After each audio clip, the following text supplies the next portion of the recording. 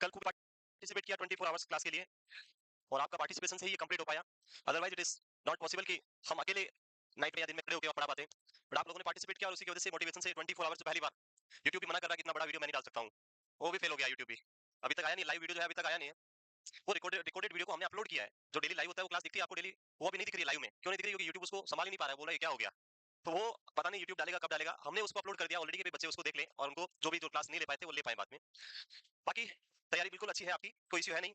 जो एमसीक्यूज हमने पुट किए वो आप लोगों ने बखूबी आंसर्स दिए और अच्छा कॉन्फिडेंस है आपका, तो बिल्कुल एग्जाम में बहुत ही अच्छा और बेनिफिशियल होगा इस। और आई थिंक एक ही शिफ्ट में एग्जाम है, मॉर्निंग में एग्जाम है। आई थिंक 9 टू 10:30, 10:30 लास्ट है। सो 9 टू 10:30 है। 15 को 5 पीएम पे 5 बजे पेपर सॉल्यूशन करेंगे हम आपके साथ मिलकर। मैं अवेलेबल हूँ 15 को, बाकी कोई है नहीं। तो मैं आपके साथ ये पेपर सॉल्यूशन करूंगा। तो इस पेपर सॉल्यूशन के अंदर हमें रिक्वायर्ड होंगे आपके एमसीक्यूज, तभी मैं कुछ कर पाऊंगा, क्योंकि मैं तो पेपर नहीं जा रहा हूँ। तो आप होंगे तभी क्या कर पाएंगे हम पेपर को सोल्व कर पाएंगे। तो आपको जो भी याद रहे 2 4 10 15 जितने भी आप याद रख सको, आप क्या करें उन एमसीक्यूज को तुरंत इमीडिएटली टीम के जिस भी मेंबर के नंबर आपके पास है या रिसेप्शन वाले के नंबर जिसके भी नंबर है उस पर क्या करें तुरंत शेयर कर दें, ताकि हम उसके अकॉर्डिंग उस पेपर को प्लान करके आपके लिए उसका क्या लेके आएंगे पेपर सॉल्यूशन, ताकि आप पता लगा सके कि पेपर में आपका क्या रहा और मेरिट कहां तक हो सकती है, वो भी हम आप एक्सपेक्टेड बात करेंगे। यस। और इसमें कोई मेरिट का रोल नहीं है, जिस क्वालिफाइंग एग्जाम है। Pre exam is only for qualifying nature है। जो आपका मिनिमम मार्क्स होते हैं वो लाने हैं क्वालिफाइंग नेचर। मिनिमम 50% आपके पास होने, 55% तक जनरल जो है तो वो आपको लाने हैं। उससे ज्यादा कितने भी लाओगे कोई फर्क नहीं पड़ेगा, बस हमें अपना बेस्ट करना है। और क्वालिफाई तो ऑब्वियसली सब हो चुके हो और बहुत जल्दी आपके लिए अचीवर बेस का जो है टाइम टेबल आ जाएगा, शेड्यूल आ जाएगा। उसके ऊपर हम स्टार्ट हो चुके हैं, आज ही मैंने बनाना स्टार्ट कर दिया। जैसे ही रिजल्ट अनाउंस होगा उसके नेक्स्ट 2 डेज के बाद आपकी अचीवर्स क्लासेस जो अलग लगेगी, इसके अलावा ये बेस ऐसे चलता रहेगा। यहाँ पे सेपरेटली क्लासेस लगेगी जहाँ पे हम कुछ अदर थिंग्स और स्पेसिफिकली हम सिर्फ नर्सिंग प्रायोरिटी बेस पे कैसे जाएंगे वो चीजें हम वहाँ पढ़ेंगे। जो भी क्वालिफाई करके आएगा उन सबके साथ मिलके उस बेस को हम पढ़ेंगे और नॉर्थ सीट पार करेंगे। यस। तो स्टार्ट करें। स्ट्रेंथ कम देके मेरा क्या ये काम ही नहीं कर रहा है, चल नहीं रहा है जाके ये। क्योंकि जो चले गए हैं, जो लाइक कल भी बहुत सारे कंप्लेन कर रहे थे, सर हम लोग तो होंगे नहीं, आप पढ़ा दोगे हमारा तो रह जाएगा, सिलेबस छूट जाएगा। तो ऑब्वियसली सही बात है कि उनका छूटेगा, पर अब क्या करें, आज रखती क्लास तो आज कंटिन्यू करते हैं। तो बात करें इसोफेजियल कैंसर। Esophagus एक टाइप का tube like structure. Esophagus is a type of tube like structure which provide connectivity or connection between oral cavity and stomach. Oral cavity और stomach के बीच में एक ट्यूब लाइक स्ट्रक्चर है। Length is 25 centimetre. जो total length अगर हम बात करें नियर बाई अप्रोक्सीमेटली 25 सेंटीमीटर। उसके बाद नीचे की जो स्ट्रक्चर हम बात करते हैं, नीचे आपका स्टार्ट हो जाता है स्टमक। इसोफेगस के अंदर यहाँ पे कुछ थिंग्स जो आपको ध्यान रखनी। पहला पॉइंट होता है the junction between stomach and oesophagus. This is the junction point. जहां जंक्शन होता है इसको बोलते हैं, दिस इज द स्टमक को जो है वो हम बोलते हैं गैस्ट्रिक। सो ये हो गया जी और इसोफेगस ई, जी ई जंक्शन। कभी कभी क्वेश्चन में ये वर्ड यूज होता है कि जी जंक्शन, तो जी जंक्शन क्या है? तो आंसर होगा gastro oesophageal junction, the connection between stomach and oesophagus. The next point is stomach के अंदर आपने स्फिंक्टर्स पढ़े होंगे, तो एक स्फिंक्टर इधर मिलेगा आपको, एक इधर आपको मिलेगा। जो हार्ट के पास में होता है उसको हम बोलते हैं कार्डिक स्फिंक्टर, और जो इधर होता है उसको हम बोलते हैं पाइलोरिक स्फिंक्टर, पाइलोरस के पास में। एग्जाम के अंदर जो पहला पॉइंट है इसोफेजियल कैंसर के अंदर जितने भी टाइप के कैंसर हम पढ़ेंगे उनमें मोस्ट कॉमन टाइप होगा आपका एडेनो कार्सिनोमा।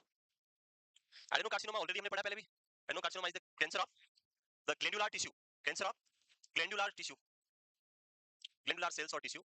और ये जो ग्लैंडुलर सेल्स होती है, टिश्यूज होते हैं, इनमें कैंसर होता है। और ये सेल्स होती है, इनका काम क्या है? बॉडी के अंदर सिक्रेशन प्रोड्यूस करना। लाइक जीआईटी के अंदर मल्टीपल सिक्रेशंस होते हैं, सिक्रेशन करने के लिए मल्टीपल सेल्स होती है। वो सारी कौन से टाइप सेल है? ग्लैंडुलर सेल्स है। तो ये क्या करेगी? यहाँ पे सिक्रेशंस प्रोड्यूस करेगी। और सबसे कॉमन कैंसर भी इन्हीं सेल में देखने को मिलता है इसोफेगस में, और उनको हम क्या बोलते हैं? Adeno carcinoma. नेक्स्ट आता है इसकी साइट। ये तो सबसे कॉमन कैंसर हो गया। ये सबसे कॉमन कौन से बॉडी पार्ट में होगा? इसोफेगस के किस पार्ट में होगा? तो इसोफेगस के दो पार्ट है, एक अपर पार्ट है और एक आपका लोअर पार्ट है। There are two part of esophagus, one is upper part and one is lower part. जो लोअर पार्ट है, this is the lower part. So this lower part is most commonly affected. सबसे ज्यादा affected part आपसे पूछे तो answer क्या होगा? Lower part. अगर लोअर पार्ट में भी अगर हम डिवाइड करें तो यहाँ पे सबसे कॉमन एरिया जो जाता है वो आ जाता है जी जंक्शन। गैस्ट्रोइसोफेजियल जंक्शन जो है वो सबसे कॉमन है किसमें? लोअर पार्ट के अंदर। तो ओवरऑल लोअर पार्ट है। अगर लोअर पार्ट में भी अगर ऑप्शंस दे दिए तो वहां पे आंसर क्या होगा?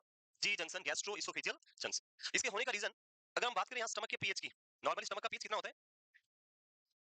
नियर बाई 0.6, इतना कम होता है।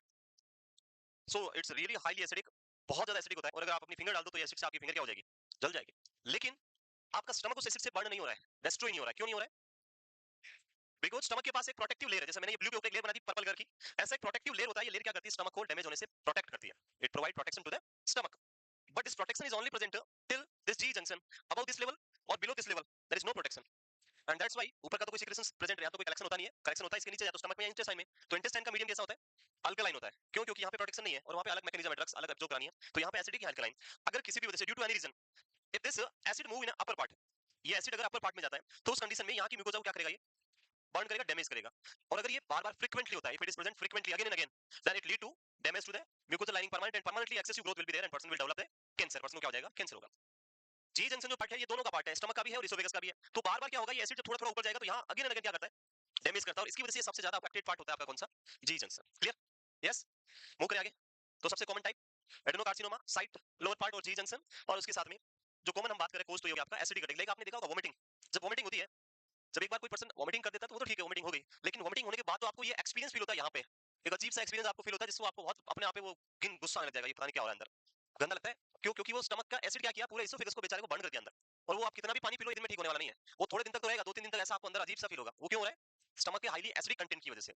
तो ये प्रॉब्लम आपको यहाँ देखने को मिलेगी। सो यहाँ पे पहला point, esophageal cancer is the malignancy found in esophageal mucosa lining of the esophagus। Type की बात करें, सबसे common type is adenocarcinoma, other type is squamous cell carcinoma. तो दोनों में सबसे कॉमन पूछे तो आंसर क्या है? Adenocarcinoma is the most common type of esophageal cancer। And अगर हम साइट की बात करें तो most common site at distal और the lower esophagus and gastro-oesophageal junction, और शॉर्ट में बोलते हैं इसको जीई जंक्शन।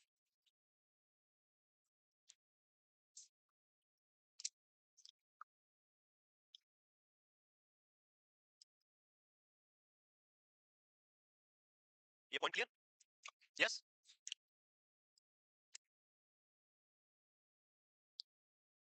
आज अब लोग आप लोग आराम से लिख सकते हैं, भागने की जरूरत नहीं है आपको। We have so many times, बहुत सारा टाइम है, क्योंकि आज जल्दबाजी है नहीं।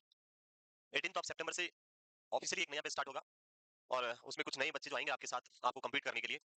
तो आप लोग उनसे बेस्ट दिखना है आप लोगों को, क्योंकि आप लोग पहले से ही हो, यस, शाइनिंग स्टार हो आप पहले से ही आगे। तो आप लोग उनसे अलग दिखे, ऐसा नहीं हो वो आपसे ज्यादा शाइन करने लग जाए। यस और नो?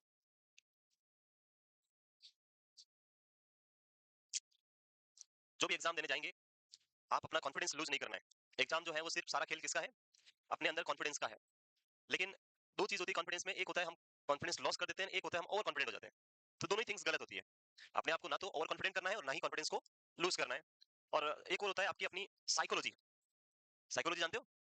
साइकोलॉजी का खेल ऐसा है कि मैं जब स्टार्टिंग में यहाँ आया था तब मैं साइकेट्रिक, पहले साइकेट्रिक पढ़ाता था। पहले मतलब अभी भी पढ़ाई सकते हैं, पर पहले ऑफिशियली मैं पढ़ाता था, साइकेट्रिक से ही मैंने स्टार्ट किया था, जब से पढ़ाना स्टार्ट किया, जब मैं दिल्ली में था तब से अब तक साइकेट्रिक से ही मैंने स्टार्ट किया था। सो साइकेट्रिक नर्सिंग हम पढ़ते थे पहले, जब श्री सर हमारे साथ यहाँ नहीं थे, श्री सर दिल्ली में थे, तब भी हम साथ में थे दिल्ली में।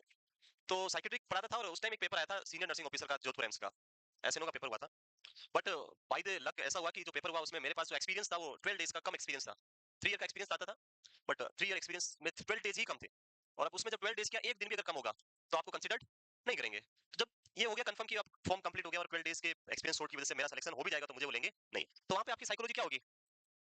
क्या पढ़ाई करोगे उसके लिए? जिसमें आपको लग रहा है कि मैं सेलेक्ट हो भी जाऊंगा तो भी मुझे नहीं लेंगे, तो क्या पढ़ाई करोगे? आप ऑब्वियसली कोशिश करोगे, पर सिलेक्शन की पढ़ाई नहीं करोगे। आप जो ठीक है पेपर देना है, देखना है पेपर के साथ अब क्या है, सिलेक्शन हो भी जाएगा तो लेंगे, तो ये नहीं। अब मैं तो पढ़ाता था, तो मैं कौन सी पढ़ा के पढ़ाई करने वाला था, वैसे अलग टाइम कहाँ निकालने वाला। सो मैंने कुछ नहीं किया। 1 महीने बाद पेपर हुआ, मैं पेपर का फॉर्म तो भर दिया था, तो मैं देने गया, इधर ही सेंटर था बनारस में, वही सेंटर है आयोन डिजिटल में। पेपर दिया तो वहां पे क्वेश्चन आया कि मैं शाम को ईसीटी पढ़ा के गया, जैसे इवनिंग बैच होता था, शाम को ईसीटी पढ़ाया, पेपर मॉर्निंग में था, मॉर्निंग में गया पेपर देने। वहां पे क्वेश्चन आया ECT is most indicated in, ECT सबसे कॉमन किसमें दी जाती है? और मैंने जो आंसर लिखा वो लिखा schizophrenia. As a psychiatric teacher, मैं साइकेट्रिक्स, और उससे भी सबसे बड़ी बात कि ईसीटी एक दिन शाम को पहले पढ़ा के गया, और पहले ऐसे पीपीटी नहीं होता था, हम सिर्फ बोर्ड पे पढ़ाते थे जब हम बावटा में थे उस टाइम। सो वहां मैंने क्या आंसर लिखा? स्किज़ोफ्रेनिया। क्यों लिखा? क्या मुझे आता नहीं था, या मैंने इंटेंशनली लिखा, क्या था? और सबसे बड़ी प्रॉब्लम, और देखो इंटेंशनली था नहीं था पता नहीं, पास वाला पूछ रहा है, मैंने उसको भी बोला स्किज़ोफ्रेनिया। वो तो ठीक है, वो मेरा नॉन टू नहीं था, होगा अगर होता तो बोलता, तो क्या पता है वहां जाके। यस, तो वो खेल किसका है? This is all the game of psychology. ये कोई मेमोरी का या नहीं आने का गेम नहीं है। I know that, I know very well कि ईसीटी का कॉम्प्लिकेशन क्या है और कहाँ देनी है, क्या करना है, और पढ़ा रहे, पढ़ाया है और पढ़ा भी है, तो वो पता है सबको। लेकिन वो साइकोलॉजी ऐसा था कि मेरा सिलेक्शन हो भी जाएगा तो मेरे को कोई लेगा नहीं, तो कुछ भी भर दिया, इसमें ये भर दिया, हाँ इसमें ये लगा दिया, कुछ भी लगा दिया।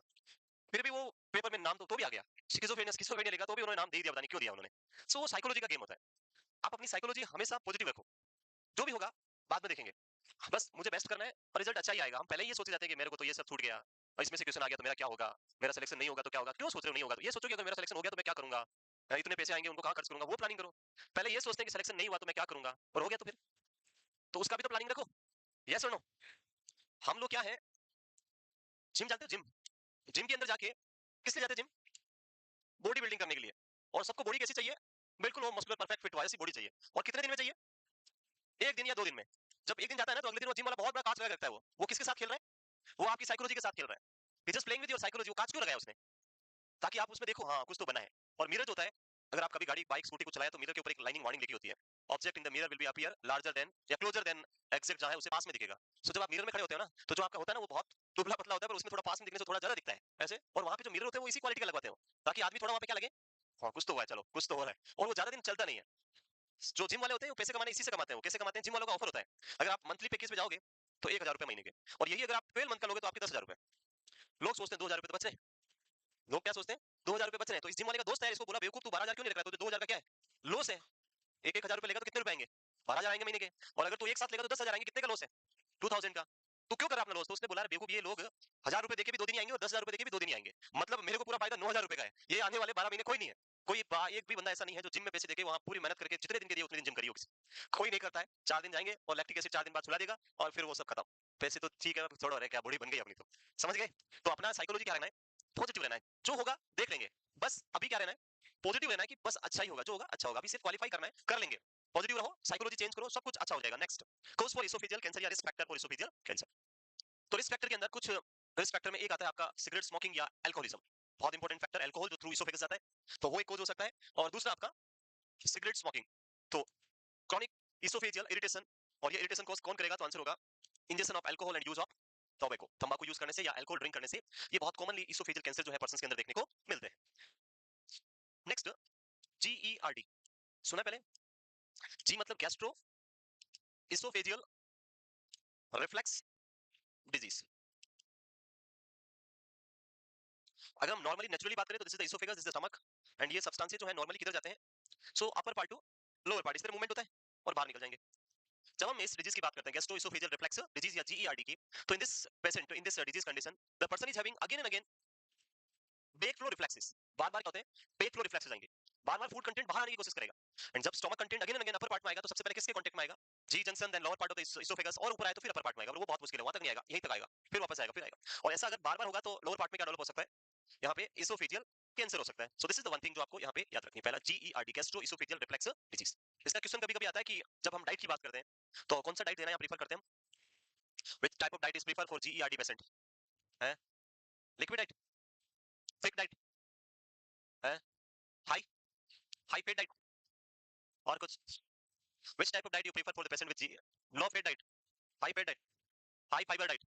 सो बेसिकली पहला ऑप्शन यहाँ पे ये है, डाइट का ऑप्शन जो इस डिजीज का है वो ये है कि हमें जो मटेरियल है जो भी आप ले रहे हैं ईटिंग कर रहे हैं उस मटेरियल को एज सून एज पॉसिबल क्या करना है, डाइजेस्ट करके इजीली बॉडी से जो स्टमक कंटेंट है उसको नीचे भेजना है, जितना जल्दी हो सके उतना जल्दी क्या करना है लोअर पार्ट में शिफ्ट करना है, अदरवाइज बार बार क्या होगा वो रिफ्लेक्सेस देगा। तो हमें जो फूड कंटेंट यहाँ पे देना होता है वो देना है जो फूड कंटेंट इजीली डाइजेस्टेबल हो। द फर्स्ट थिंग जो डाइट की हम बात करते हैं यहाँ पे that is the food which is preferred for GERD, that is easy digestible food, जिसका डाइजेशन क्या होगा बहुत क्विकली और इजीली हो जाएगा, वो फूड आपको क्या देना है इस पेशेंट के लिए प्रीफर करना है। आप फिट डाइट की बात कर रहे हैं, फिट का एब्जॉर्प्शन कहाँ पे होता है, स्टमक में और इंटेस्टाइन में, स्टमक में होता है, वेरी गुड, कहाँ पड़ा, बाइल कहाँ पे आता है, बाइल क्या करता है, अरे फेट को जिस फॉर्म में आप खाते हैं वो फॉर्म में एब्जॉर्ब नहीं होता है, फेट को करना होता है इमल्सिफाइड, और इमल्सिफाइड करने के लिए कौन रिक्वायर्ड होता है बाइल, और बाइल मिलता है ड्यूडेनम में, और ड्यूडेनम होता है इंटेस्टाइन का पार्ट यानी स्टमक के नीचे। तो मतलब फेट का एब्जॉर्प्शन स्टमक में होता ही नहीं है, हमें फेट से कोई मतलब नहीं है वहां पे, हमें मतलब है कार्बोहाइड्रेट से। So carbohydrate is an easily digestible food, वो कोई ज्यादा इशू क्रिएट नहीं करता है, तो कार्बोहाइड्रेट दे जाना और इजीली क्या करवाए उसको डाइजेस्ट करा के लोअर पार्ट में भेजे तुरंत, और पर्सन को क्या कराए उसको जो भी रिफ्लेक्सेस है उससे प्रिवेंशन दे। उसके अलावा क्वेश्चन आता है कभी कभी कि खाना खाने के बाद में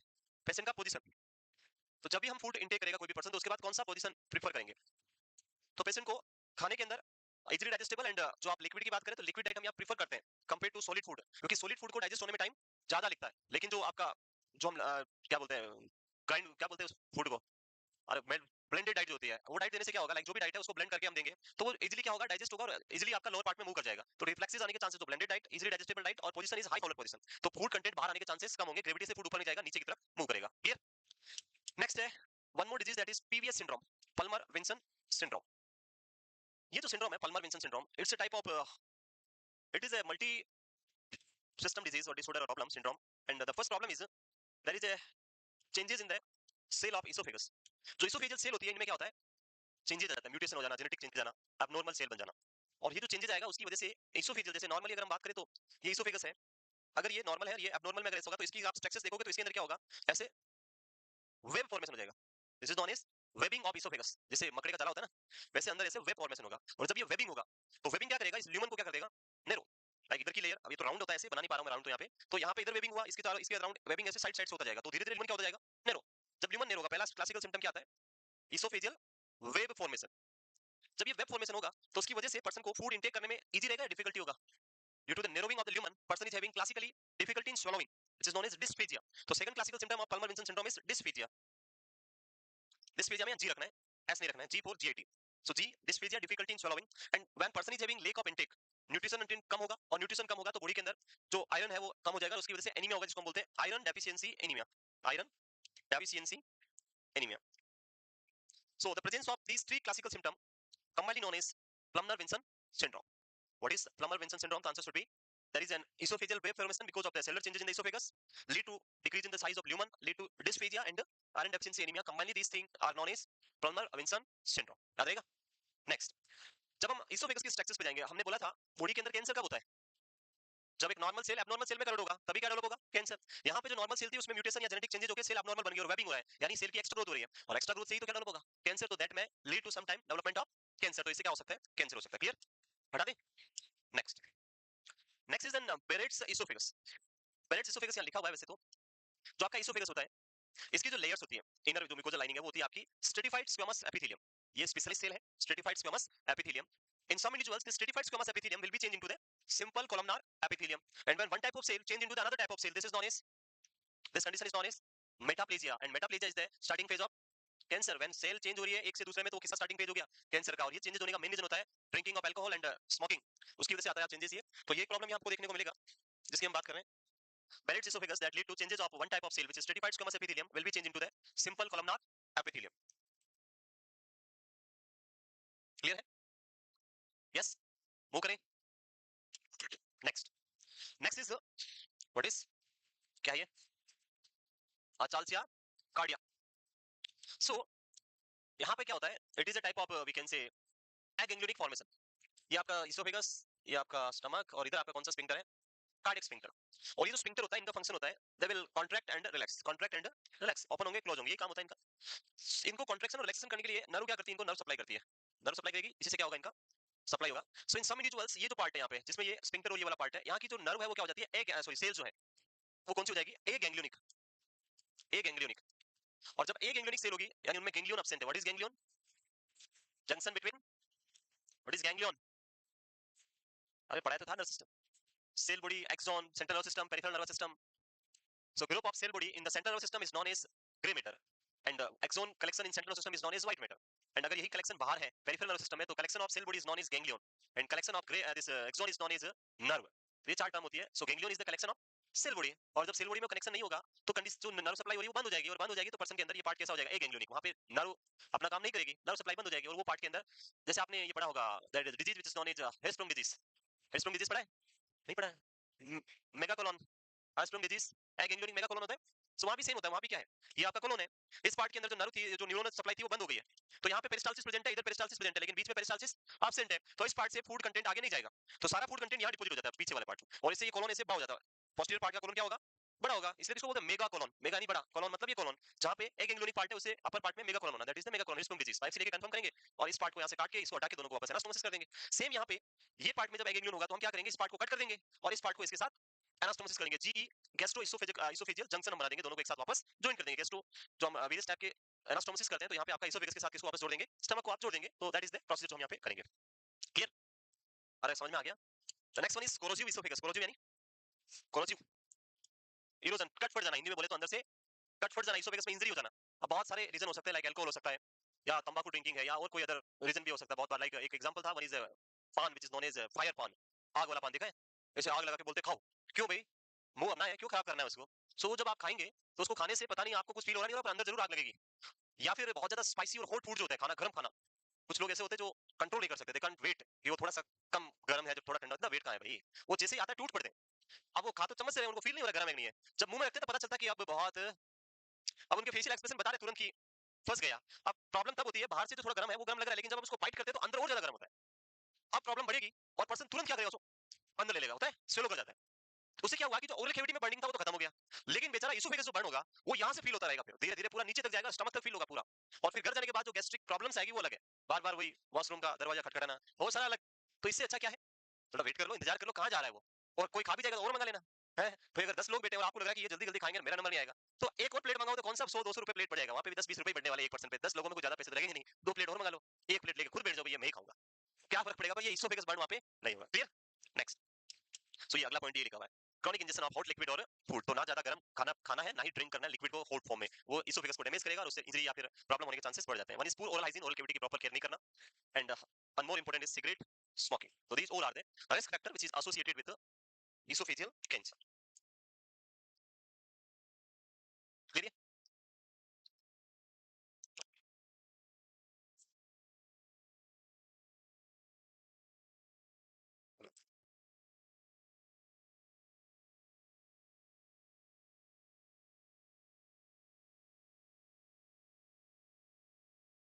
लिख लिया? मूव करें? Next, other clinical manifestation, this clinical manifestation of esophageal cancer. तो अल्सरेटेड लीजन, जब कोरोजन होगा, जब इसोफेगस के ऊपर अंदर इरोजन आएंगे तो उससे क्या हो सकता है? अल्सर बन जाएंगे अंदर, इसोफेजियल अल्सर देखने को आपको मिलेंगे. Others are dysphagia which is difficulty in swallowing, difficulty difficulty in swallowing. The next one is sensation of mass in throat. जब हम देखेंगे इसोफेगस जस्ट यहीं पे होता है, इसी पार्ट में है, और उस इसोफेगस के अंदर जब ट्यूमर बनेगा तो पेशेंट को swallowing डिफिकल्टी के साथ साथ एक मास होने से यहाँ पे आपको, अगर हम नॉर्मली भी देखें तो कुछ छोटा मोटा अगर फूड कंटेंट भी अंदर जाए, चिपक जाए, तो आपको बार बार आप जब तक वो हटेगा नहीं तब तक रुकोगे नहीं. यस और नो? तो ये तो बहुत बड़ा मास है और यहाँ प्रेजेंट रहेगा, बार बार हिकअप्स आएंगे. Odynophagia, odynophagia is the painful swallowing, दर्द होगा, painful swallowing. So painful swallowing, odynophagia, difficulty in swallowing, dysphagia, substernal pain, substernal यानी स्टर्नम के नीचे की तरफ, substernal pain और fullness, hemorrhage, bleeding, persistent hiccup. Hiccups की बात करें तो हिकअप्स का मेन पर्पस होता है जब कोई कंटेंट अंदर इसोफेगस या जे ट्रैक्ट में प्रेजेंट होता है अपर पार्ट में और वो बार बार उसको इरिटेट कर रहा है, तो डायफ्राम क्या करता है? नेगेटिव फोर्स देता है आपको, सडनली अंदर से ऐसे फोर्स आता है और फिर आप होता है, और उस कंडीशन में वो फूड कंटेंट को आउट करने की कोशिश करता है. लेकिन अगर जब आउट नहीं होता तो आप इमीडिएटली क्या करते हैं? वाटर, ग्लास ऑफ वाटर पिएंगे और वो फूड कंटेंट नीचे जाएगा तो ये ऑटोमेटिकली सप्रेस हो जाता है. हाँ, तो वो याद करने से नहीं आता है. ये हिकअप्स किसकी वजह से आते हैं? जब कोई फूड कंटेंट इसोफेगस को क्या करे? इरिटेट करेगा, डायफ्राम को इरिटेट करेगा, इरिटेशन होगा, तब ये आपको देखने को मिलेगा. यहाँ पे स्टमक के अंदर एक ट्यूमर प्रेजेंट है और वो उसको क्या पता कि ये ट्यूमर है, उसको तो लग रहा है कोई फॉरेन बॉडी है, और इस वजह से बार-बार क्या होगा? हिकअप्स आपको देखने को मिलेगा. नेक्स्ट, रेस्पिरेटरी डिफिकल्टी, ताकि आपका इसोफेगस और इसके आगे क्या होता है आपका? ट्रेकिया, आगे की तरफ ट्रेकिया, पीछे आपका इसोफेगस. अब यहाँ पे ट्यूमर हो गया, अब यहाँ ट्यूमर होगा, पीछे भी बोन, आगे इसो आपका ट्रेकिया है, बीच में ये वॉल है, तो ये तो पीछे जा नहीं सकती है क्योंकि पीछे तो एंड हो गया, बोन हो गई. ये पार्ट किधर जाएगा? ट्रेकिया की तरफ, और ये पार्ट जो है इस तरह से ग्रोथ करेगा, इधर मूव करेगा और ट्रेकिया को क्या कर देगा? कंप्रेस करेगा, इस पार्ट को क्या कर देगा? नैरो कर देगा, और ये नैरो रिमूव होगा, तो इसकी वजह से पेशेंट में क्या होगा? Dyspnoea. And dyspnoea is known as difficulty in breathing. So respiratory difficulty, dyspnoea आपको यहाँ देखने को मिलेगा due to the narrowing of respiratory tract. So these are the clinical manifestation of esophageal cancer. Clear? Next, clear? Next, assessment and diagnostic evaluation. So assessment में सबसे पहले आप oesophagoscopy is the visualisation of oesophagus. Scope डालेंगे और उससे आप क्या कर देंगे? विजुअलाइज करेंगे, अंदर जहां ट्यूमर है उसको देखेंगे और उसके बाद उसी प्रोसेसर के थ्रू हम क्या ले लेंगे? बायोप्सी स्पेसिमेन वहां पे कलेक्ट कर लेंगे. जब भी हम इसोफेगोस्कोपी करेंगे तो कुछ पॉइंट यहाँ पे ध्यान रखना. पहला पॉइंट, पेशेंट को क्या रिक्वायर्ड होगा? एनपीओ चाहिए आपको, नील पर ओरल या एनबीएम. एनपीओ या एनबीएम दोनों एक ही होते हैं, नील बाय माउथ या नील पर ओरल. एनपीओ की बात करें तो मिनिमम आपको यहाँ पे 4 to 6 आवर्स का आपको क्या रखना है? एनपीओ रखना है, क्योंकि हम इसोफेगस के अंदर ही स्कोप डालेंगे और पेशेंट को हो सकता है वो बेक फ्लो आए, रिफ्लेक्सेस आए और पर्सन उसको एस्पिरेट कर जाए और रेस्पिरेटरी डिफिकल्टी हो सकती है, तो एनपीओ रिक्वायर्ड होगा. उसके साथ साथ में जब हम ये प्रोसेस करेंगे तो पेशेंट को सेडेट किया जाएगा. क्या करेंगे? पेशेंट को सेडेट करेंगे, और जब भी हम सेडेशन देते हैं पेशेंट को तो उस टाइम आपको क्या रिक्वायर्ड होता है? कंसेंट. बिना कंसेंट के कभी भी पेशेंट को सेडेट नहीं कर सकते. सेडेट करना मतलब एनेस्थीसिया, माइल्ड एनेस्थीसिया देंगे हम, नींद आना जितना, बट उसके लिए भी आपको क्या रिक्वायर्ड होगा? यू रिक्वायर्ड है कंसेंट. विदाउट कंसेंट कभी भी पर्सन को आप एनेस्थीसिया नहीं दे सकते. तो यू रिक्वायर्ड कंसेंट. कंसेंट के बारे में हमने बहुत अच्छे से बात कर ली ऑलरेडी. कितने टाइम के लिए वैलिड होता है? 24 आवर्स और the same day last period तक, उस दिन लास्ट तक, उसके बाद यूज नहीं. अगले दिन चाहिए तो नया कंसेंट. डेट हमेशा सेम होनी चाहिए, जिस दिन प्रोसीजर है उसी दिन की डेट होनी चाहिए. डेट अगर चेंज है तो नया कंसेंट आपको रिक्वायर्ड होगा. कंसेंट के अंदर पूरी रिस्पांसिबिलिटी एक्सप्लेन करने की किसकी है? डॉक्टर की है. डॉक्टर पूरा प्रोसेस क्या करेगा? नाम इसका क्या होता है? Informed consent. नाम ही क्या? Informed consent. इन्फॉर्म्ड कंसेंट का मतलब आपने सारी प्रॉब्लम्स या जो भी आप करने वाले हैं वो सब पॉजिटिव एंड नेगेटिव के साथ पेशेंट को एक्सप्लेन कर दिया, उसको बोलते हैं इन्फॉर्म्ड. और कंसेंट का मतलब पेशेंट बोल रहा है ओके, मैं विलिंग कर रहा हूं, आप मेरा प्रोसीजर कर सकते हैं विद दिस प्रॉब्लम्स, मैं एक्सेप्ट कर रहा हूं. तो आप फिर उस पे साइन करवाएंगे, और साइन में एज ए नर्स आपको विटनेस रहना है कि यस प्रोसीजर डॉक्टर ने मेरे सामने एक्सप्लेन किया और पेशेंट ने मेरे सामने इस पे साइन किया, मैं विटनेस हूं. तो एज ए नर्स आप क्या रहेंगे वहां पे? विटनेस रहेंगे. और पूरा एक्सप्लेन कौन करेगा? डॉक्टर. आपको एक्सप्लेन नहीं करना है, डॉक्टर से एक्सप्लेन करा के फिर आप कंसेंट पे साइन करवाएंगे, बट बिना एक्सप्लेनेशन के आप साइन करवा के नहीं लाएंगे. उसके अलावा जब भी पेशेंट का ये प्रोसेस कंप्लीट हो जाएगा तो पोस्ट ऑप में जब आएगा तो पहला पॉइंट होता है कि एनबीएम जो आपने रखा है वो कभी भी इमीडिएटली ब्रेक नहीं करना है. किसी तरह का कोई भी लिक्विड या कोई भी फूड पेशेंट को प्रोवाइड नहीं करना है. ये फूड मटेरियल कब स्टार्ट करना है तो उसके लिए आपका कौन चेक करेंगे? आप गेग रिफ्लेक्स. विदाउट गेग रिफ्लेक्स आप कभी भी कोई भी फूड कंटेंट पेशेंट को प्रोवाइड नहीं करेंगे. अगर आपने दिया तो पेशेंट में क्या हो सकता है? Risk of aspiration is very high and patient उसको एस्पिरेट करके लंग्स में जाएगा और पेशेंट को कॉम्प्लिकेशंस आएंगे. तो गेग रिफ्लेक्स ये करना है. उसके साथ साथ में बाउल साउंड, गेग रिफ्लेक्स के साथ में बाउल साउंड जो है वो आपको देखनी है. बाउल साउंड क्यों आती है? What is bowel sound? So पहला पॉइंट होता है ड्यू टू द पेरिस्टालसिस. जब आपका पेरिस्टालसिस मूवमेंट होता है इंटेस्टाइन के अंदर, तो पेरिस्टालसिस मूवमेंट जब आगे की तरफ मूव करेगा तो जो इलियम और सिकम का जॉइंट होता है वहां पे एक वॉल होता है in between ileum and caecum. जहां पे जॉइंट है वहां पे क्या होता है? जो आपका स्मॉल इंटेस्टाइन का पार्ट है, इलियम और सीकम, वहां दोनों के बीच में क्या रहेगा, वॉल रहेगा, और वो जो वॉल होता है वो इस पेरिस्टालसिस मूवमेंट से ओपन होगा, क्लोज होगा, ओपन होगा, क्लोज होगा, and that opening and closing of the wall, ileocaecum wall, that lead to a sound, that sound is known as bowel sound. तो ये बाउल साउंड प्रेजेंट है means peristalsis movement present है, and peristalsis movement present है मतलब GIT work कर रहा है और आप उस टाइम में फूड स्टार्ट कर सकते हैं। Next, biopsy is the confirmatory test for oesophageal cancer. CT chest हम कर सकते हैं, जब हम सीटी स्कैन करेंगे तो इससे पता चलेगा size and location of the tumour, size and location की ट्यूमर कहां पे है और कितना बड़ा है, वो आइडेंटिफाई करने के लिए आप क्या करेंगे, सीटी। बायोप्सी से सिर्फ क्या होगा, कंफर्म होगा कि इसोफेगस में कैंसर प्रेजेंट है, बट वो कहां पे है, कितना फैला हुआ है, वो कैसे पता चलेगा, सीटी स्कैन आप करेंगे तो ये हम करके यहाँ पे कंफर्म कर देंगे। Next, management of esophageal cancer, क्या क्या इसमें मैनेजमेंट हम करेंगे, तो as a esophageal cancer management में प्राइमरी गोल हमारा क्योर करना है, early stage is curable, cure is main goal. Obviously esophagus is a main important part for your food pipe, GIT का इंपोर्टेंट पार्ट है, अगर आप उसको हटा देंगे तो फिर पेशेंट खाना कैसे खाएगा। बिल्कुल, रजनी जो है वो कह रही है कि प्राइवेट में सब एनेस्थीसिया का काम और जो भी काम होता है वो नर्स करती है,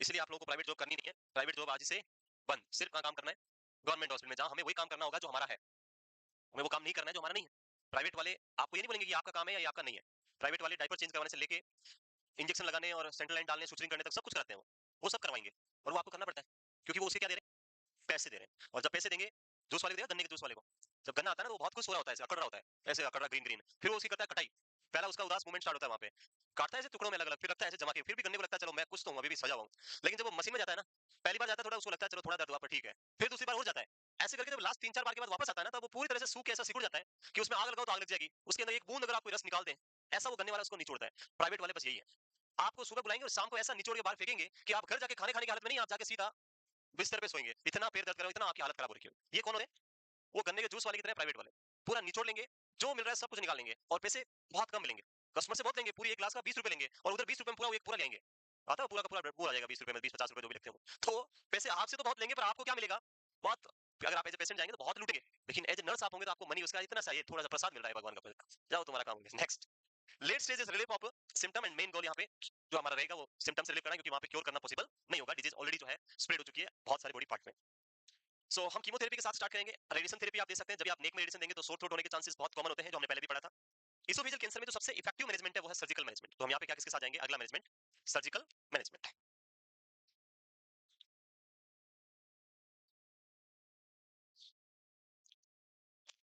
तो जो टाइम मिलेगा उसको प्रॉपर यूटिलाइज करें, थोड़ा रेस्ट करें, और स्ट्रेस फ्री होके रिलैक्स होके जाएं, और I think exam centre Jodhpur में 3-4 जगह होगा, 3-4 जगह अलग अलग जगह है, 2 सेंटर तो बनाड़ में है आयोन डिजिटल, और एक पता नहीं वो बालाजी वाला पता नहीं क्या है, हाँ, बनाड़ में ही 2 सेंटर है, और बाकी आई थिंक इधर एक आधा सेंटर कुछ होगा, हाँ, तो 4 सेंटर है टोटल, जिसका जहाँ पे आया है उसी सेंटर पे आप पहुंच जाए, ज्यादा टाइम किसी भी सेंटर पे जाओगे आधे घंटे से ज्यादा टाइम किसी पे नहीं लगेगा, सारे सेंटर इतने दूर नहीं है, जोधपुर इतना बड़ा नहीं है दिल्ली जितना कि आपको 2-4 घंटे लगे मेट्रो में बैठने के बाद भी, तो आपको आराम से यहाँ से सेंटर पे जाने पे ज्यादा से ज्यादा मॉर्निंग में आधा घंटा लगेगा, हाफ एन आवर में ऑटो वाला ले जाएगा, क्योंकि सुबह ट्रैफिक नहीं होता है, so it is very easy to reach there, उनको बस बताना है कि सेंटर पे जाना है, वो ऑटो वाले ले जाएंगे, और बेटर है कि आप पर्सनल ऑटो लेके जाएं, 5-10 रुपए ज्यादा लगे तो वो नहीं देखना है, ये नहीं मैं तो सिटी बस में बैठ के जाऊंगी, वो सिटी बस पता नहीं है एम्स जाएगी, फिर एमडीएम जाएगी, फिर उधर घंटा घंटा पता नहीं कहाँ का जाएगी, फिर लास्ट में वहां जाएगी बोलेगी अब बस आगे नहीं जाऊंगी मैं तो यही अब जाओ, फिर ऑटो करके उतने रुपए देके जाना पड़ेगा, तो इससे बेटर क्या है कि अगर आप यहीं से, अगर आप आई थिंक सबका सेंटर 2-3 का एक साथ तो आया ही होगा कम से कम, तो साथ में जाएं, जितने भी हैं चाहे इस हॉस्टल से है उधर से है, जहाँ भी हॉस्टल से है सारे एक साथ बात करके सेम एक ऑटो में 3-4 तो बैठ सकते हैं, 3 तो आराम से बैठ सकते हैं, तो 3-3 बैठ के आराम से जाएं, पेपर दें, रिलैक्स होकर आधे घंटे पहले पहुंच जाए, और जब भी जाए तो सुबह थोड़ा बहुत क्या करें,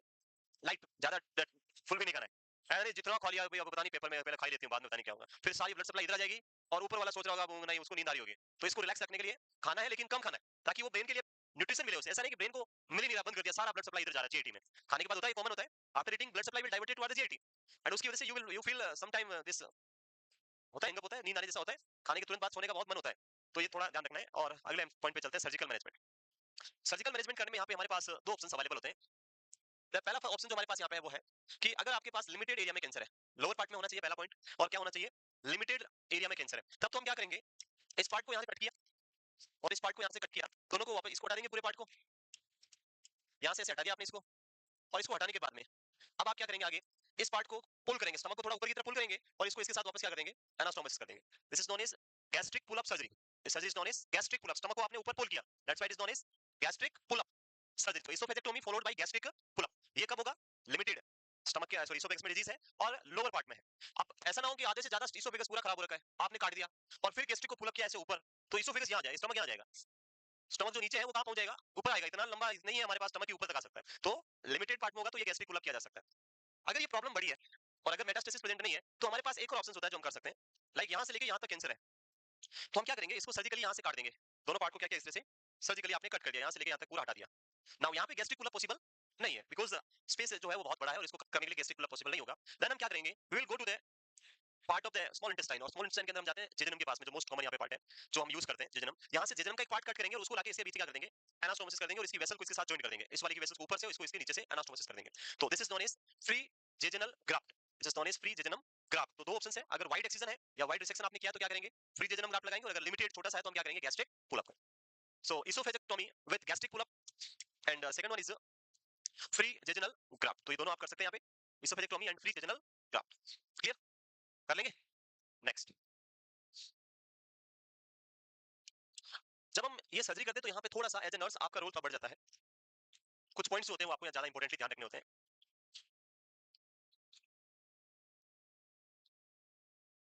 सबसे पहला पॉइंट आता है, जब भी सर्जरी करेंगे तो डॉक्टर क्या करेंगे, they will put a tube, NG tube, आपने एनास्टोमोसिस कर दिया, यहाँ पे लगा दिया, जॉइन कर दिया।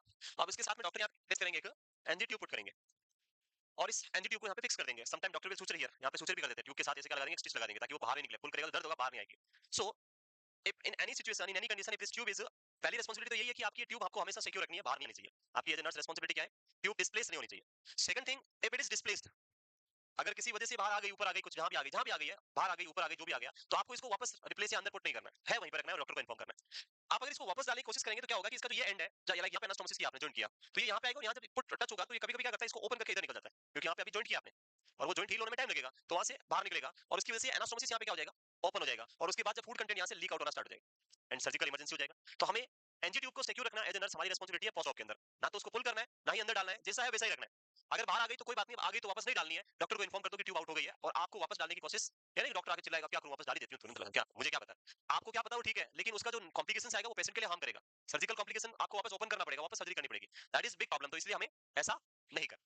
Next, so as a nurse maintain adequate nutrition position. तो जब भी हम पोजीशन की बात करेंगे तो पहला पोजीशन जब एनास्थेटिक इफेक्ट रहता है तब तो हम थोड़ा लो फाउलर लेटरल पोजीशन देना प्रेफर करते हैं, कोई एस्पिरेशन आएगा, सिक्रेशन आएगा तो उसको एस्पिरेट ना करें उसके लिए, सो लो फाउलर ड्यूरिंग एनास्थेटिक इफेक्ट। और जब पेशेंट का ये प्रॉब्लम सॉल्व हो जाएगा, एनास्थेटिक इफेक्ट खत्म हो गया, तो फिर हम ग्रेविटी के साथ ये हाई फाउलर पोजीशन देंगे ताकि गैस्ट्रिक रिफ्लेक्सेस जो है वो किधर जाए, लोअर पार्ट की तरफ जाए, अपर रिफ्लेक्सेस नहीं जाए। अगर रिफ्लेक्स ऊपर की तरफ जाएंगे तो जो एनास्टोमोसिस साइट है उसको वो क्या करेंगे, बंद करके ओपन कर देंगे। तो आपको आफ्टर जो एनास्थेटिक इफेक्ट है वो एंड होने के बाद high Fowler position after recovery to prevent the reflex of gastric secretions.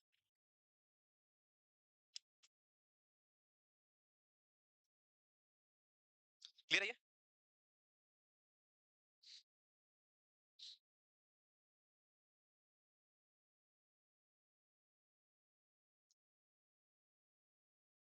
वो करें। The next one is there is a very common complication after gastric surgery which is known as aspiration pneumonia. कभी कभी पूछ ले कि which of the following is the most common complication of gastric sorry esophageal surgery? Answer is aspiration pneumonia is very common, और इसी को prevent करने के लिए आपको कौन सी पोजीशन देनी है यहाँ पे, पेशेंट को आफ्टर जो एनेस्थेटिक इफेक्ट है वो एंड होने के बाद हाई फाउलर पोजीशन रखना है, सो एस्पिरेशन रिस्क ना रहे, गैस्ट्रिक रिफ्लेक्सेस प्रिवेंट हो जाए और सिक्रेशंस बाहर नहीं आए। क्लियर? तो लास्ट पॉइंट हम बात करते हैं एनजी ट्यूब के बारे में, तो उसको भी डिस्कस कर लेते हैं।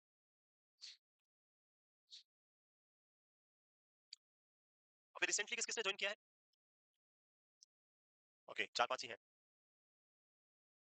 रिसेंटली, मतलब महीना भर हो गया, महीना भी नहीं हुआ है, 10 डेज, 10-15 डेज हो गए सभी को, आज ही आए हैं, 1 वीक हो गया, 1 मंथ हो गया, कोई नहीं। तो आप लोग मतलब नेक्स्ट नॉट सेट की तैयारी के लिए, नॉट सेट 8 ही आएगा ना अभी, पता नहीं कितने हो गए मुझे इधर, बार बार 5 मतलब से 7 आएगा अभी, हाँ 8 आएगा। नॉट सेट 8 12 ऑफ अप्रैल को आपका एग्जाम है, जो डेट ऑलरेडी डिसाइडेड है, प्री डिसाइडेड, सारी डेट्स हमारे पास पहले ही डिसाइडेड एंड दे रखा है। सो 12 ऑफ अप्रैल है, और जो आपका ड्रीम एम्स जो भी है वो उसकी तैयारी के लिए आप बिल्कुल तैयार रहें। और 12 ऑफ अप्रैल यानी जब हम अप्रैल में रीच होंगे तब तक आपका सिलेबस पूरा हो चुका होगा, क्योंकि हमारे पास ऑलरेडी सितंबर टू अप्रैल अभी तो बहुत टाइम है, एक बैच और अगला स्टार्ट हो चुका होगा, तब तक आपका सिलेबस कंप्लीट हो जाएगा। तो अभी वाले जो भी फ्यूचर नर्सिंग ऑफिसर एग्जाम देंगे तो आप उनसे, अगर आप लोगों ने फिल किया है तो ठीक है, आप एक्सपीरियंस करेंगे, एग्जाम भरा तो नहीं भरा तो उनका एक्सपीरियंस जो पेपर आएगा वो हम सोल्व करेंगे उसके बेसिस पे। और आपने सारांश क्लासेस तो ली होगी, ठीक है? नहीं ली? नहीं जो आए ली सारांश क्लासेस, नहीं ली? जिन्होंने ली है उनको थोड़ा बहुत एक्सपीरियंस मिला होगा, नहीं ली तो फिर आपके लिए सारांश क्लासेस स्टार्ट होगी 1 अप्रैल 2025 से, जो पहले से ही प्लान है, 10 डेज का प्लान होगा, और 10 अप्रैल को एंड हो जाएगा और 12 अप्रैल को आपका एग्जाम होगा। तो उसकी तैयारी हम बाद में और आपके लिए करेंगे, तब तक आप मेहनत करते रहें। जो सबसे बेस्ट इंपॉर्टेंट थिंग है वो है आपको अभी से ध्यान रखना है, जितना ज्यादा आप एमसीक्यू प्रैक्टिस कर सके वो आज से ही स्टार्ट कर दे, जो भी नए आए हैं इन्होंने बहुत कर ली, लेकिन आप लोग आज से ही क्या करें, जितना एमसीक्यू प्रैक्टिस करोगे उतना ही टाइम मैनेजमेंट आपका एग्जाम में बेस्ट होगा। तो जो टॉपिक पढ़ रहे हैं, लाइक आपका सिलेबस टाइम से पहले एंड हो जाएगा, मैं फेब्रुआरी मार्च तक एंड कर देंगे, तो आपके टाइम है जब तक आप, जैसे आज मैंने ये इसोफेजियल कैंसर पढ़ा है तो इसका एमसीक्यूज घर जाके सोल्व करो, समझो, अंडरस्टैंड करो, जहां भी इशू आता है अगले दिन लेके आ जाओ, तो आपके डाउट्स कुछ नहीं रहेंगे। और अगर आप इसको इकट्ठा करते जाएंगे लास्ट में बोलेंगे आप पढ़ लेते हो फिर पॉसिबल नहीं है, वहां पे एक साथ पढ़ना मुश्किल हो जाएगा आपके लिए। और टेस्ट जो होता है ट्यूसडे पेपर, जैसे ही हम 18 सितंबर से बेस स्टार्ट करेंगे, वापस आपका रेगुलर ट्यूसडे पेपर स्टार्ट हो जाएगा, संडे जो आपका मॉडल पेपर स्टार्ट हो जाएगा, तो अटेम्प्ट करें, उनको सोल्व करें क्वेश्चंस को। एनजीटीयू प्लेस्ड ड्यूरिंग सर्जरी, जो सर्जरी के टाइम हम पुट करते हैं, नो मैनिपुलेशन, बाहर नहीं निकालना है। इफ डिस्प्लेस नॉट रिप्लेस्ड, अगर निकल गई तो उसको वापस रिप्लेस नहीं करना है। Remove, it will remove after 5 to 7 days, जहां पे आपका एनास्टोमोसिस हील हो जाएगा और उसके बाद आप इसको क्या कर सकते हैं, रिमूव जो है वो हम कर सकते हैं 5 to 7 डेज बाद में। और ये रिमूव भी डॉक्टर के थ्रू किया जाएगा, वही बताएंगे, वही रिमूव करेंगे। एनजीटीयू रिमूव करने का क्वेश्चन आया था एग्जाम में, a nurse is removing nasogastric tube and a student nurse is observing that procedure. When the nurse is removing the tube, like मेरे पास कुछ वायर भी नहीं है, ये वायर यूज करते हैं। When nurse is removing the tube, वो अब ट्यूब को क्या कर रही है, just removing the tube like this, समझ रहे हो मैं क्या कह रहा हूँ, he just folding the tube like this, ऐसा क्यों सर, अरे राउंड लपेट रही है अपने हाथ के अराउंड। तो स्टूडेंट नर्स ने पूछा, जो असाइन नर्स थी उससे, कि why you are removing this tube like this, मैंने ऐसे क्यों कर रहे हो आप क्वेश्चन में एज पेशेंट भी पूछ सकते हैं, पेशेंट पूछेगा आप ऐसे क्यों कर रहे हो, या डायरेक्टली पूछ ले कि why you are removing the tube like this, क्यों हम ऐसे रिमूव कर रहे हैं, ऐसे खींच लिया तो क्या प्रॉब्लम हो जाएगा, ऐसे कर लिया तो क्या हो जाएगा।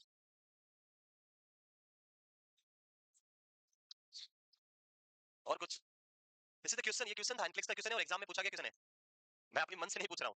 बताओ क्या क्या, what is the reason behind, जब आप फंडामेंटल ऑफ नर्सिंग पढ़ते हो तो वहां पे ऐसे लिखा होता है एक्शन एंड उसका रेशनल, लिखा होता है कि एनजी ट्यूब को थोड़ा कोल्ड आइस के पानी में रखना है, पढ़ा होगा, एक बाउल रखना है पानी का, एक सिरिंज रखना है, एक लिटमस पेपर रखना है, ऐसे रख पूछते हैं, फिर उसका आगे रेशनल लिखा होता है क्यों रखना है, ऐसे ये भी होता है कि ऐसे ऐसे रिमूव करना है, क्यों रिमूव करना है, व्हाई, ये क्वेश्चन है आपका।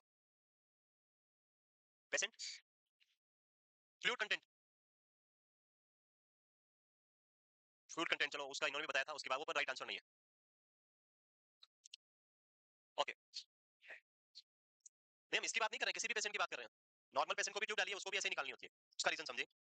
अगर हम एनजी ट्यूब की लेंथ की बात करें तो नियर बाई 50 to 55 सेंटीमीटर जो हम एंटर कराते हैं, 50 to 55 centimetre, yes. Normal average जो है आपने 45 सेंटीमीटर पढ़ा होगा, 50 तक हम डाल सकते हैं, 45 to 55 एवरेज 50 सेंटीमीटर, देखा 50 centimetre, 1 feet is equal to 30 centimetre, so it is near by 2 feet और little bit less than 2 feet, थोड़ा कम होगा 2 फीट से, इतना लंबा 2 फीट से कम। Now if you are removing the tube in front of patient eyes and ऐसे निकाल रहे हैं, पेशेंट का रिएक्शन अगर आप देखोगे, इतना लंबा ट्यूब और मेरे अंदर, so this will cause psychological distress in the patient, patient को बोले देखो इतना लंबा ट्यूब मेरे अंदर था, वो टेंशन में आ जाएगा, उसका स्ट्रेस लेवल बढ़ जाएगा। So to decrease the stress level of the patient, आप क्या करेंगे, उसको ऐसे फोल्ड करेंगे, जब आप ऐसे फोल्ड करेंगे तो उसको पता नहीं चलेगा लेंथ कितना था, patient can not identify the length of the tube, और वो इसका मेन रेशनल है, that is the main rational behind this, कि ट्यूब को हम ऐसे क्यों निकालते हैं, ऐसे क्यों नहीं पुल कर रहे हैं, ऐसे पुल करोगे तो ये इधर वाला प्रेशर बढ़ जाएगा, और ये प्रेशर बढ़ेगा तो प्रॉब्लम बढ़ेगी, इसीलिए इस प्रेशर को रिड्यूस रिलीज करने के लिए आपको क्या करना है, ट्यूब को हमेशा जब निकालते हैं तब फोल्ड करते हुए आपको निकालना है। Next, the next cancer is gastric cancer और द कैंसर ऑफ स्टमक। सो पहला पॉइंट यहाँ भी गैस्ट्रिक कैंसर या स्टमक कैंसर की बात करें तो आई थिंक एनाटॉमी तो आपको ज्यादा पता ही है। यहाँ पे क्या है, दो sphincter, cardiac sphincter and pyloric sphincter. इसके कितने पार्ट होते हैं स्टमक के, stomach is having how many parts, 3 parts, 4 parts, 3 parts, ये कर दिए 3 पार्ट, ऊपर वाला ये क्या है, fundus, body and pylorus. So 3 part होते हैं, ये जो 3 पार्ट है उसको देखने, उसके बाद आगे हम बात करते हैं तो यहाँ पे दो कर्वेचर होते हैं, this is the one curvature and this is the second curvature, this is known as lesser curvature, lesser curvature, lesser यानी small, and it is the major curvature, major curvature यानी curve, so one is small and one is larger. जब हम cancer की बात करते हैं तो यहाँ भी सबसे पहले टाइप का कैंसर जो होता है वो कौन से टाइप का होता है, एडेनोकार्सिनोमा, जीआईटी के सारे कैंसर कौन से होते हैं, एडेनोकार्सिनोमा, सो ये भी adenocarcinoma most common. Second thing आता है इसका पार्ट में लोकेशंस की अगर हम बात करें तो, जो स्टमक होता है इसको हम जैसे ये 3 पार्ट लिखे हैं, फंडस, बॉडी एंड पाइलोरस, वैसे इसको हम लिखते हैं upper, middle and lower, upper part, middle part and lower part. जब हम कैंसर की बात करेंगे तो cancer most commonly start with lower part, near by 40 to 45% cancer जो होते हैं किसमें होते हैं, आपके लोअर पार्ट में, approximately 40 to 45% cancer will appear in the lower part of the stomach. And one more important thing, this cancer in the stomach will appear first on laser curvature, सबसे पहले कौन से पार्ट पे होंगे, laser curvature पे। अब अगर हम बात करें बॉडी में किसी पार्ट की, जैसे बॉडी के अंदर ये फिंगर है, इस फिंगर में कुछ प्रॉब्लम हो गया एक, और एक इस हर्ट के अंदर प्रॉब्लम हो गया, प्रॉब्लम दोनों में सेम है, छोटी है, या ऑर्गन के बेसिस पे आप देखो कोई भी देखे तो कौन सी ज्यादा आपको प्रॉब्लम करेगी, ये वाली या ये वाली, हार्ट वाले का इंपॉर्टेंस हमारे पास यहाँ पे ज्यादा है, वो आपको ज्यादा प्रॉब्लम करेगी। सेम यहाँ पे दो थिंग्स है, एक है आपके पास ये लेजर कर्वेचर, एक आपके पास है ग्रेटर कर्वेचर। एब्जॉर्प्शन की बात करें तो कौन सा सरफेस ज्यादा आपको इंपॉर्टेंस देगा, ग्रेटर और लेजर, ग्रेटर। सेक्रेटरी सेल्स की बात करेंगे वो भी सारी कहाँ होगी, ग्रेटर के पास ज्यादा, उन्हीं के पास होगी, ये पार्ट के पास कम होगी, लेजर कर्वेचर इतना सा कम होगा। उससे क्या होगा, जो ट्यूमर बनती है सबसे पहले वो स्टार्ट होती है lesser curvature, and when tumor is affecting laser curvature it is affecting a little part of the stomach and it will cause a little bit disturbances only, minor से symptoms आएंगे क्योंकि ये सिर्फ बॉडी के किस part को affect कर रही है, स्टमक के माइनर से पार्ट को, एंड इस वजह से in early stage the person will not have any major symptoms, starting की फेज में कोई सिम्टम ही नहीं होते, पता ही नहीं चलता है, थोड़ा बहुत पेन होगा, एब्डोमिनल पेन, वो टेबलेट लेगा, एंटासिड लेगा, ठीक हो जाएगा, उसको लगेगा कि कुछ नहीं हुआ, पेन दर्द हो रहा है। Slowly slowly the tumour will enlarge and it will start involving the greater curvature, and most of the cases जब डायग्नोस होते हैं तब आप देखते हैं कि ट्यूमर ऑलरेडी एग्रेसिव फेज में आ गई है, थर्ड और फोर्थ स्टेज में पहुंच जाती है जब डायग्नोसिस होता है। फर्स्ट और सेकंड स्टेज में डायग्नोस ही नहीं हो पाते कैंसर, क्यों, क्योंकि सबसे पहले किसको अफेक्ट करता है, लेजर कर्वेचर को. That's why it is very difficult to diagnose this cancer in early stages. So ये एक रीजन यहाँ पे. सो बात करते हैं इसके बारे में, स्टार्ट करते हैं पूरा. Gastric cancer is the malignant growth of mucosal lining of the stomach. And यहाँ भी सबसे कॉमन टाइप इज एडेनोकार्सिनोमा. तो आपको एडेनोकार्सिनोमा पूछेगा तो आंसर दे सकते हैं. यस, जो नए आए उनको समझ आ गया एडेनोकार्सिनोमा. एक्चुअली ये जो टर्मिनोलॉजीज है वो मैं स्टार्टिंग में पढ़ा चुका हूँ सारी, already completed in starting of the classes. सबने जो भी नए आए हैं इन्होंने पढ़ा कि जो मैं स्टार्ट किया था कैंसर ऑन्कोलॉजी. ऑन्कोलॉजी स्टार्ट करने के बाद में किसी ने ज्वाइन किया, बाद में किया, तो आ रहा समझ में एडेनोकार्सिनोमा क्या है. There is a type of two type of cancer. One is carcinoma and second one is sarcoma. Carcinoma is the cancer of epithelial cell and sarcoma is the cancer of connective cell, connective tissue. दो type के cancer, sarcoma and carcinoma. जब हम carcinoma की बात करते हैं तो उसमें एक टाइप होता है जिसका नाम क्या है, adenocarcinoma. Adenocarcinoma is the cancer of epithelial tissue and that cell which is responsible for producing some secretions in the body. जो secretions produce करती है, जैसे आपके स्टमक के अंदर पेराइटल सेल, चीफ सेल होती है, उनमें कैंसर होगा तो उसको हम क्या बोलेंगे, एडेनोकार्सिनोमा. चलिए next. Tumour infiltrate the surrounding mucosa and organs. ठीक है, ये आपका स्टमक और ये इसका कैंसर दिख रहा है. ये दिखाया हुआ जस्ट एनिमेशन दिखाया गया कि ये पिक्चर जो है बनाई गई, कैंसर है, ये ट्यूमर है. प्राइमरी ट्यूमर कहां स्टार्ट होगा, लेजर कर्वेचर, यहाँ पे बाद में आएगा. ये आपका कार्डियक स्फिंक्टर, ये आपका pyloric sphincter. Next. After ending this oncology we will start. अरे जेनेटिक्स तो पढ़ा दिया अभी पूरा ही 2 दिन पहले तो पढ़ाया, भूल गए वापस. जेनेटिक्स तो ज्यादा ही अच्छा पढ़ाया मैंने, ऐसा नहीं कि फास्ट, उस दिन तो बहुत धीरे धीरे पढ़ाया था. जेनेटिक्स ही पढ़ाया था तो वो तो आपने पढ़ाई अभी, वो भी वापस पढ़ना है. यस, जेनेटिक ही पढ़ना है, आपको भी जेनेटिक पढ़ना है. अभी आए हो, आप भी जेनेटिक पढ़ोगे. Psychiatric will be started by 18th of सितंबर. एक क्लास साइकेट्रिक का होगा डेली 5 बजे, पर एक क्लास तो और लेना है मुझे, उसकी बात कर रहे हैं मैं. जो सेकंड क्लास, दूसरी क्लास जो है हमारे पास ऑप्शन वो. हाँ, पीडियाट्रिक भी पढ़ाएंगे, मुझे भी तो क्लास लेनी है. एक क्लास तो मेरा होगा और एक क्लास अदर होगा. वो पीडियाट्रिक आएगा साइकेट्रिक पीडियाट्रिक के साथ में, वो सेकंड क्लास, मेरा क्लास तो रहेगा. चलिए आगे. नेक्स्ट.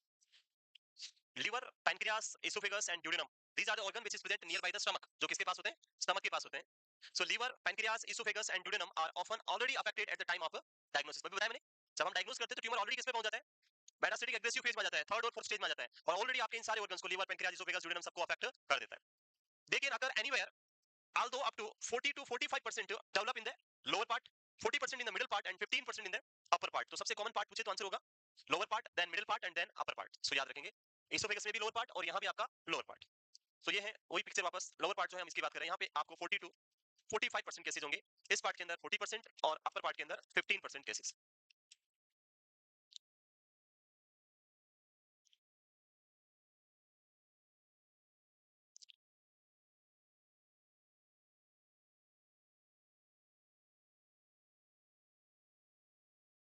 16th और 17th को जो है हमारी क्लास होगी, और वो दोनों क्लासेस मैं ही लूंगा, और मोस्टली हम उन दोनों क्लासेस में आपका सिस्टम क्या कर देंगे, कंप्लीट 2:30 टू 7:30 दोनों दिन मैं ही पढ़ाऊंगा. और ऑन्कोलॉजी जो है वो क्या कर देंगे, हम कंप्लीट कर देंगे आपका पूरा जब आप वापस आएंगे. 2 दिन छुट्टी है, 14th और 15 को. 16th और 17 को हम एंड कर देंगे, और 18 से आपका नया सिस्टम या नया जो भी टॉपिक होगा वो हम स्टार्ट कर देंगे विद साइकेट्रिक नर्सिंग. साइकेट्रिक का स्टार्ट हो जाएगा. ये हो गया, वो करें, हटा दे. Next. Risk factor of gastric cancer. क्या क्या रिस्क फैक्टर आपको यहाँ देखने को मिलेंगे इस डिजीज में. तो फर्स्ट इज एज. एज की बात करें तो 40 टू 70 इयर्स, 40 से 70 साल की जो एज है. जब हम कैंसर की बात करते हैं तो कैंसर मोस्टली जो है जैसे जैसे एज बढ़ता है रिस्क बढ़ता जाता है. जैसे जैसे आपका एज क्या होगा, इंक्रीज होगा, रिस्क ऑफ कैंसर भी क्या होगा, इंक्रीज होगा. तो अर्ली स्टेज में स्टमक कैंसर होने के चांसेस कम होते हैं. It will present in the late stage mostly. Male is having higher chance than compared to female. Diet high smoked.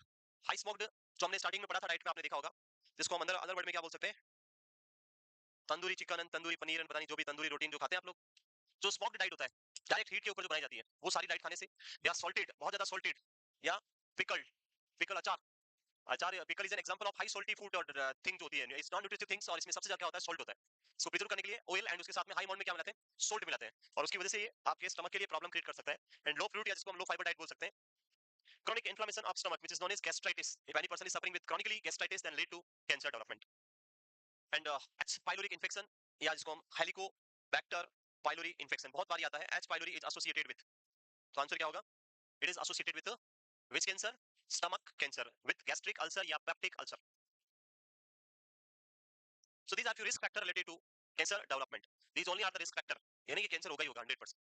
यानी 40 साल के बाद अब कैंसर हो जाएगा स्टमक में, इसोफेगस में, फिर क्या क्या करेंगे, इसको ठीक करेंगे, इसको ठीक करेंगे, वो नहीं होगा. वो क्या है, रिस्क फैक्टर है. ऐसा नहीं मेल है तो इसको तो गैस्ट्रिक कैंसर होगा, मैं तो फीमेल हूं मेरे को नहीं होगा. It is only the risk factor, because male ज्यादा स्मोकिंग करते हैं, अल्कोहल ड्रिंकिंग करते हैं, ज्यादा बाहर का खाना खाते हैं, और उसकी वजह से प्रॉब्लम ज्यादा होती है. फीमेल जो है घर पे ज्यादा फूड खाना प्रीफर करते हैं, तो उससे उनको कम होता है. Yes, here. नेक्स्ट. ठीक है, हटा दे. रिस्क फैक्टर के बाद clinical symptoms. So clinical manifestation in case of gastric cancer, stomach cancer में क्या क्या सिम्टम आएंगे? जब स्टमक के अंदर कैंसर हो गया तो भूख लगेगी, स्टमक ऑलरेडी क्या लगेगा, भरा हुआ है। सो अर्ली सैटिस्फाई, बहुत जल्दी सेटिस्फाई हो जाएगा, खाना ही नहीं खाएगा, भूख नहीं लगेगी, एनीमिया हो जाएगा।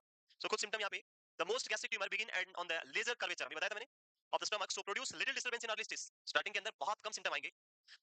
इन early phase pain will be relieve by using antacid, थोड़ा सा टैबलेट लिया, एंटासिड, पेंटाप्राजोल, लेवेप्राजोल, और ठीक हो जाएगा problem. Other symptoms are dysphagia, difficulty in swallowing, indigestion, क्योंकि स्टमक कैंसर है, डाइजेशन नहीं होगा। अर्ली सेटाइटी, अर्ली सेटाइटी मतलब सेटिस्फेक्शन, सेटाइटी यानी सेटिस्फेक्शन, बहुत जल्दी सेटिस्फाई हो जाएगा कि बस ठीक है, भर गया पेट, अब नहीं खाना है और कुछ, that is early सेटाइटी। And weight loss, जब खाना नहीं खाएगा तो उससे क्या होगा, वेट लॉस होगा, वेट लॉस आपको देखने को मिलेगा। सर आ रहे नहीं करनी आती, बोला क्या, मैं साथ से कर दूं, बोले अभी कर दूं, कर दूं, हो गया। नेक्स्ट, नहीं अरे लिखो, कोई नहीं, कहीं नहीं जाएगा, बोला आज टाइम ही टाइम है, इतना टाइम है फिर भी 2 कैंसर पढ़ लिया आप लोगों ने, ज्यादा होते तो भी 2 ही कैंसर पढ़ा था मैं, हैं? फिर डिफरेंस क्या है, हैं? फिर भी तुम लोग मतलब फास्ट लिख रहे हो, धीरे नहीं लिख रहे हो।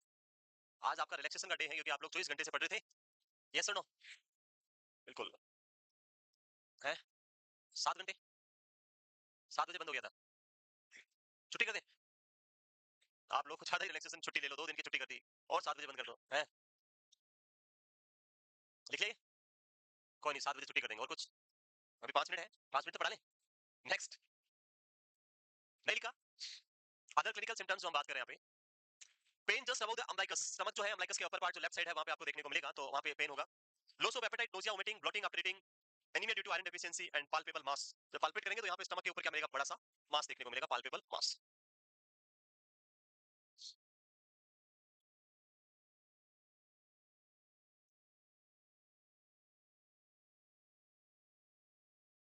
क्लियर है, ये मूव करें।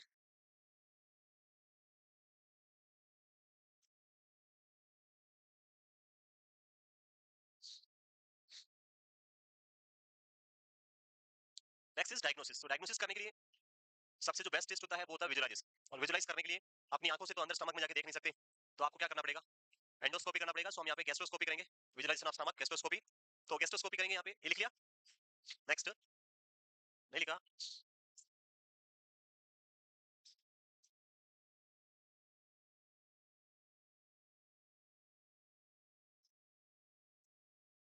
कल सुबह 6 बजे क्लास होगा यूट्यूब के ऊपर, और जो 6 बजे क्लास होगा उसके अंदर मैं पढ़ाऊंगा जीके, मैथ्स, रीजनिंग, आप सभी के लिए,